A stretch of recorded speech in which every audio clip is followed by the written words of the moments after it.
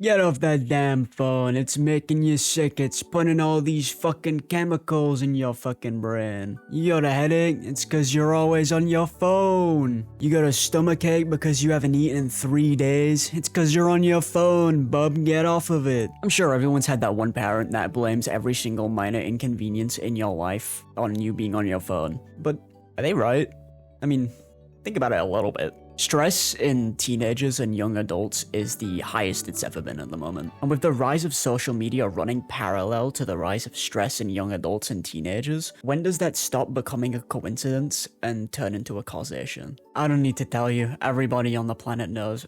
Twitter is miserable, but I think this starts much deeper than Twitter actually. If you were a kid around like the same time that I was a kid, you'd know that growing up, the most popular app, at least in my generation, was Snapchat when I was in high school. Every motherfucker had Snapchat, and I mean fucking everyone. And fuck, I ended up getting sucked into Snapchat because everyone around me was on Snapchat, and I felt so fucking left out. I remember begging my mom, I was like, Mom, can I please get Snapchat? Please, like, I'll die if I don't have Snapchat. All my friends have it, why can't I have it? And in hindsight, when she told me that was a fucking stupid idea, I probably should have listened. I mean, Snapchat might be the world record for, like, harboring groomers and pedophiles. Maybe except, like, Animo and Kick, but Snapchat's, like, a close second or third. But man, what a fucking cesspool Snapchat is. Anyways, I'm going completely off topic. Snapchat is relevant, groomers and pedophiles are, and that's a topic for a different video. But I think Snapchat nowadays is the equivalent of a gateway drug to social media for a lot of kids. And every platform has its demographic. I mean, Twitter, you have like MAGA lolicons or Hassan Piker dick suckers that are constantly at war with each other. On Facebook, you have elderly people who just are angry at the world, and also young people who are also angry at the world. On Instagram, you have wannabe models and crypto scammers, and on Snapchat you have kids, which is its own cesspool. And you might be wondering, why are you bringing this up? Good question.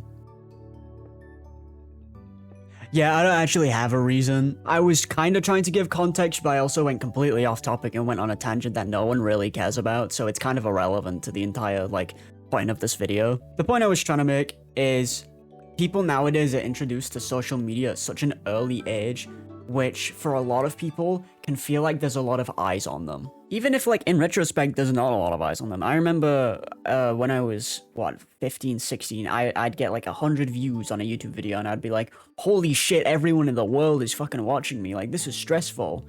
And then I look back and I realized, damn, that's nothing. I mean, it's not nothing. You gotta start somewhere. But there's people in the world that get millions and billions of views, and then to be so stressed out over the first 100 that you get on a video. Like, I remember as a kid that gave me so much hype, but at the same time it made me stressed because I was like, damn, like, if I want to make this a thing in the future, I gotta work myself to the fucking bone. And I remember how much stress that caused me. And I wasn't even making any money. I still don't make money. I'm not fucking monetized. Which goes to show how stupid this mindset is. But as a kid, you don't know any better. I don't know if any of you guys have had that same experience as me. Maybe I'm just speaking for myself. But I remember that was something I was so caught up on back in the day. And I just... I'm sorry, I went on another fucking tangent that has nothing to do with the video. But yeah, people are getting introduced to social media and YouTube and stuff way, way too early. And I think it's stressing people out. And I think the sentiment of, don't be on your phone, it's making you sick, isn't that far-fetched actually. Because stress is like, it's responsible for a lot more things than people think. I mean, you got chronic headaches, you might be stressed. You got muscle tension, you might be stressed. You feeling tired all the time, you're fatigued as fuck, you can't get out of bed, that might be stress. You got digestive problems, that might be stress. Like, and I remember listening to my mom back in the day and she'd be like, oh, you feel this way because you're always on your phone or you're always on your computer. And I'm like, damn, bitch, you're stupid. And you know what, mom? I'm sorry, I wasn't familiar with your game. But nowadays, kids on social media have more eyes on them than they've ever had before. And respectfully, it's kids in places where they don't belong. Like, there's a whole section of Twitter, another Twitter rant. There's a whole section of Twitter that is built for people with eating disorders and self-harm issues. I'm not gonna go out of my way to invalidate those people's experiences. They're allowed to cope with their disorders or their mental health however they want. I know I have my unhealthy coping mechanisms. It'd be unfair for me to shit on someone else's coping mechanisms. My problem lies in the fact that these communities, a lot of the time, are opening themselves up to children, and I don't think children should be allowed to see content like that. I mean, you're seeing people on Twitter with their wrists sliced open and wearing themselves down to the bone. And then you look in the description of their page and you see that 14-year-old, 15-year-old, and that's sad. It's really upsetting. And obviously, this isn't me saying children have no right to be upset. They don't deal with adult things. Children have every right to be upset. You don't know what people are going through. Some people are raised in abusive households. People aren't accepting of their identities.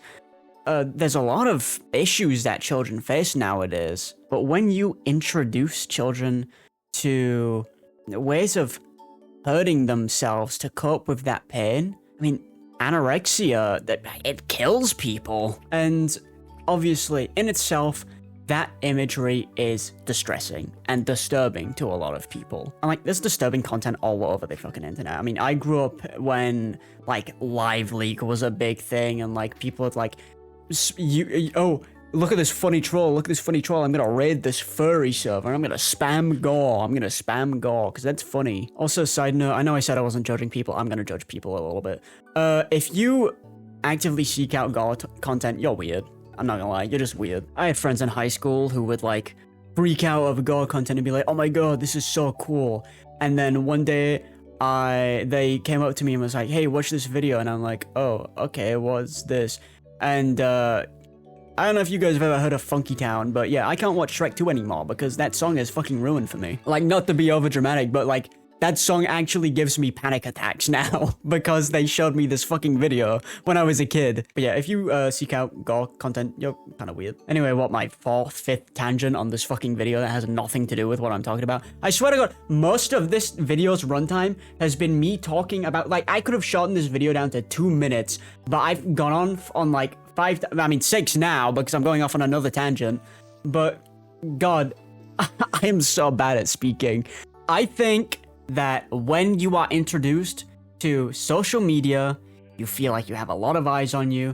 There's people posting content that you should not be able to see. And this is specifically about children, by the way. I've already been attacked by the anti-censorship and lolicon crowd before, so I'm talking about when children are introduced to social media. I don't think you should be subjecting kids to content that is not promoting, but is inevitably leading kids to want to try that behavior. Kids on social media, they think they're being watched. They think they're being judged. They're seeing content that they shouldn't be seeing, and it's disturbing for them.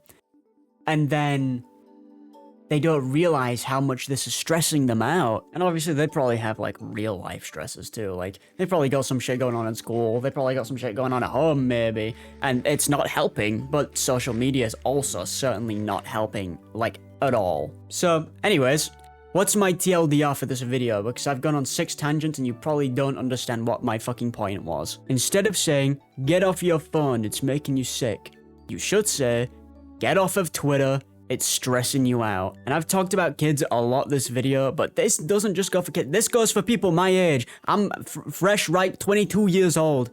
People my age, get off of fucking Twitter, bro. The mental drain of these fucking lobotomites on Twitter is not worth the stress of having Twitter. Delete it. Please. I'm not deleting Twitter because I don't listen to my own advice, but you should delete Twitter. Anyways, social media is a disease. It's stressing out the kids and the teenagers and the young adults. And, yeah, I don't got much else to say. See ya.